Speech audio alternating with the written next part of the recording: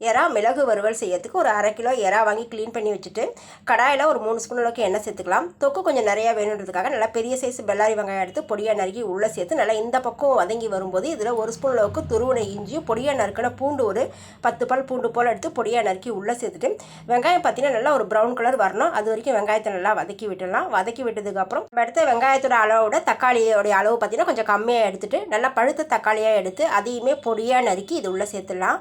உள்ளே சேர்த்துட்டு நல்லா மறுபடியும் வதக்கி விட்டுக்கணும். தக்காளியும் வெங்காயமும் நல்லா குழைய நல்லா வதங்கி வரணும். நல்லா தொக்கு பதத்துக்கு நல்லா வதங்கி வந்துடணும். வதங்கி வந்ததுக்கப்புறம் இதில் க்ளீன் பண்ணி எடுத்து வச்சுருக்கிற எறாவை உள்ளே சேர்த்துடலாம். அடுத்து இதில் மஞ்சள் தூளும் இந்த தொக்குக்கு தேவையான அளவு உப்பு சேர்த்துடணும். உப்பு சேர்த்துட்டு எல்லாத்தையும் ஒன்றா மிக்ஸ் பண்ணி விடணும். எறா பார்த்திங்கன்னா சீக்கிரமாக வெந்து வந்துடும். அதனால் ஒரு நிமிஷம் போல் கலந்து விட்டுட்டு கொஞ்சம் நேரத்துக்கு மூடி போட்டு விட்டுடலாம். மூடி போட்டு விட்டுட்டு அடுத்து ஒரு பேன் வச்சுட்டு ஒரு 2 ஸ்பூன் அளவுக்கு மல்லி, 2 ஸ்பூன் அளவுக்கு மிளகு, 1 ஸ்பூன் அளவுக்கு சீரகம் எடுத்துக்கலாம். ஒரு 1/2 ஸ்பூன் அளவுக்கு சோம்பு சேர்த்துடலாம்.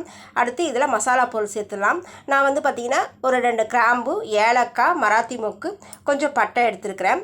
இந்த மசாலா பொருளெல்லாம் சேர்த்து நல்லா மணமாக வாசனை வரணும். ரொம்ப கருக விட்டுறக்கூடாது. ஓரளவுக்கு மணமாக லைட்டாக வாசனை வரும்போதே இதை பேன்லேருந்து மிக்ஸி ஜாருக்கு மாற்றிட்டு நல்லா ஆற விட்டு பொடிச்சு எடுத்துகிட்டு வந்துடலாம். இப்போ பார்த்திங்கன்னா ஒரு 2 நிமிஷத்துலேயே நான் வந்து ஓப்பன் செய்கிறேன். ஓப்பன் செஞ்சு வரும்போது பார்த்திங்கன்னா எறா வந்து ஓரளவுக்கு வெந்து நல்லா சுருங்கி வந்திருக்குது. இதில் நம்ம பொடிச்ச பொடியை வந்து உள்ளே சேர்த்துடலாம். உள்ளே சேர்த்துட்டு நல்லா கலந்து விட்டுடலாம். கலந்து விட்டதுக்கப்புறம் பார்த்திங்கன்னா இந்த பக்குவத்தில் இருக்கும். இந்த பக்கத்தில் இருக்கும்போது உப்பெல்லாம் சரியாக இருக்குதான்னு பார்க்கலாம். எனக்கு கொஞ்சம் உப்பு கம்மியாக இருக்கிற போல் இருந்தாலும் நான் கொஞ்சமாக இதில் இப்போ உப்பு சேர்த்துக்கிறேன். உப்பு சேர்த்துட்டு மறுபடியும் இது வேக வைக்கிறதுக்காக பார்த்திங்கன்னா ஒரு சில இறால பார்த்திங்கன்னா சிக்கனில் தண்ணி வர்றப்போல வரும். ஆனால் இந்த இறாலாம் அந்தளவுக்கு தண்ணி விடலை. அதனால் ஒரு 2-3 ஸ்பூன் அளவுக்கு மட்டும் நான் தண்ணி சேர்த்து ஒரு தடவை கலந்து விட்டு மூடி போட்டு விட்டுட்டு ஒரு 3 நிமிஷத்துக்கு அப்புறம் ஓப்பன் செஞ்சிங்கன்னா சாம்பார் சாதம், ரசம் சாதம் தொட்டு சாப்பிட்லாம். வெறுமனே சாதம் போட்டு பிரட்டி சாப்பிட்டாலுமே ரொம்ப நல்லாயிருக்கும். ரொம்பவே டேஸ்டான மிளகு எறா வறுவல் ரெடி.